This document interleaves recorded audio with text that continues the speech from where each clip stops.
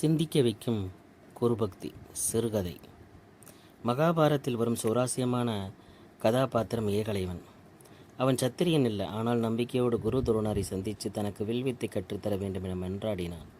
ஆனால் துரோணர் சத்திரியன் இல்லாத ஒருவருக்கு வில்வித்தை கற்றுக் கொடுக்க மாட்டேன் என்று உறுதியாக சொன்னார். மனமுடைந்த ஏகலைவன் யோசித்தான். துரோணர் சிலையை அவனே கஷ்டப்பட்டு வடித்தான். அவன் கவனம் முழுக்க முழுக்க துரோணரை நினைத்து செய்ததால் சிலை துரோணரைப் போலவே அப்படி எந்தவித குறையுமின்றி தத்துருவமாக இருந்தது. வீடு சின்னது, எனவே துரோணர் சிலையை வாசலில் வைத்தான். மறுநாள் காலையில் துரோணர் சிலை முன் அமர்ந்த அரை மணி நேரம் தியானம் செய்தான்.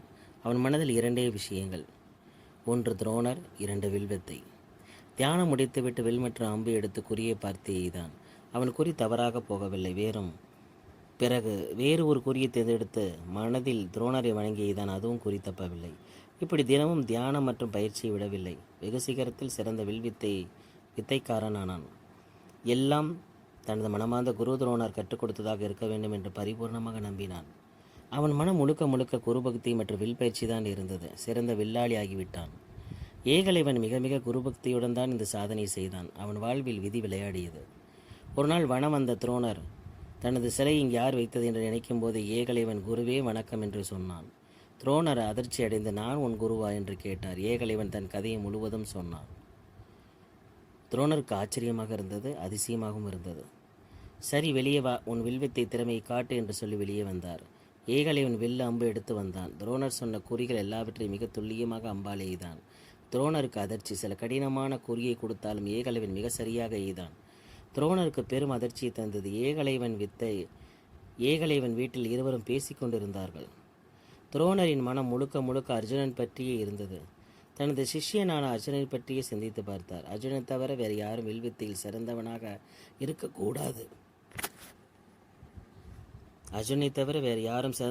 இருக்கக்கூடாது என்று முடிவெடுத்தார். யோசித்தார், சூழ்ச்சி செய்து ஒரு தவறான முடிவுக்கு வந்தார். அவர் ஒரு முடிவு எடுத்து விட்டார். ஏகலைவா, நீ உண்மையிலேயே என்னை குருவாக நினைக்கிறாயா? ஆம் குருவே, இது சத்தியம். சரி, குரு தட்சிணியாக என்ன தரப்போகிறாய்? குருவே, உங்களுக்காக என் உயிரை கூட தருவேன். உயிரெல்லாம் வேண்டாம். அர்ஜுனன் தவிர யாரும் சிறந்த வீராக இருக்கக்கூடாது என்று யோசித்து துரோணர் குரு தட்சிணியாக ஏகலைவனின் கட்டவரலை கேட்டார். பிறகு அவனால் வில்வித்தை வீரனாக இருக்க முடியாது.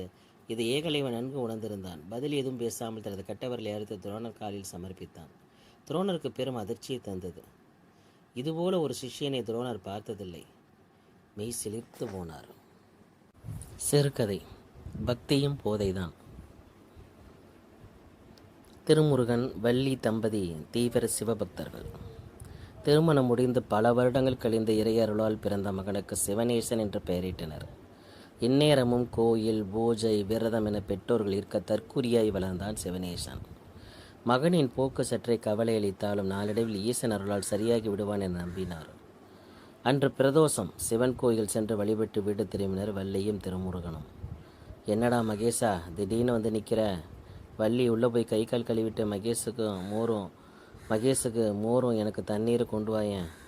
வள்ளி உள்ளே போவதற்காக காத்திருந்த மகேஸ்வரன், இங்கே பாரு, பூஜை புனஸ்கார விரதங்கள் எல்லாம் கொஞ்சம் தள்ளி வச்சுட்டு சிவனேசனை கவனிடா.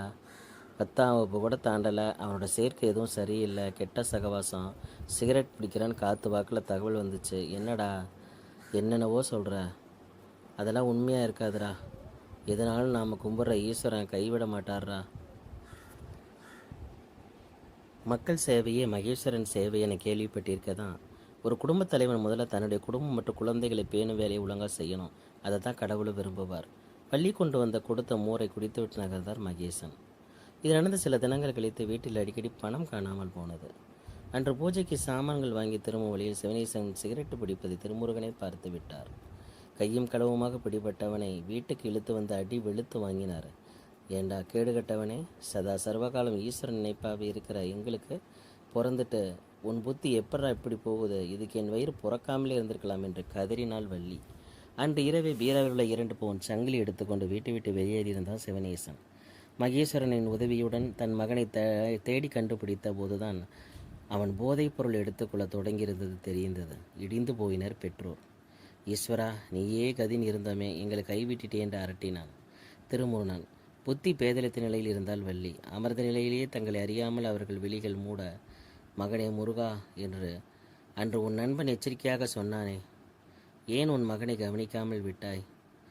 ஆமாம், நீயே போதையில் இருக்கிறப்ப மகன் எப்படி கவனிக்க முடியும்? மகனை எப்படி கவனிக்க முடியும்? நீயே போதையில் இருக்கிற, மகனை எப்படி கவனிக்க முடியும்? என்னை பார்த்து இப்படி அபாண்டமாக சொல்ல உனக்கு எப்படி மனசு வந்தது ஈஸ்வரா? சதா சர்வகாலம் உன்னை தவிர வேறு எந்த சிந்தனை இல்லாமல் தானே இந்த பையனை போதைக்கு தொலைச்சிட்டு நிற்கிறோம். அதைத்தான் சொல்கிறேன் மகனே. உங்கள் 2 பேருக்கும் அதீத பக்தி போதை. உங்கள் பையனுக்கு கவனிப்பார் இல்லாமல் தொட்டின பொருட்களின் போதை. இனியாவது பார்த்து நடந்துக்கோ, எல்லாம் சீக்கிரம் சரியாயிடும். மறுநாள் சிவனேசனை போதை மீட்பு சிகிச்சைக்காக மறுவாழ்விடத்தில் சேர்த்தார் திருமுருகன் வள்ளி. மகனை கண்ணும் கருத்துமாக கவனிப்பதை தங்கள் பக்தியின் சம பங்காக்கினர். அளவுக்கு மிஞ்சும் பக்தியும் போதைதான். கவனம் மக்களே.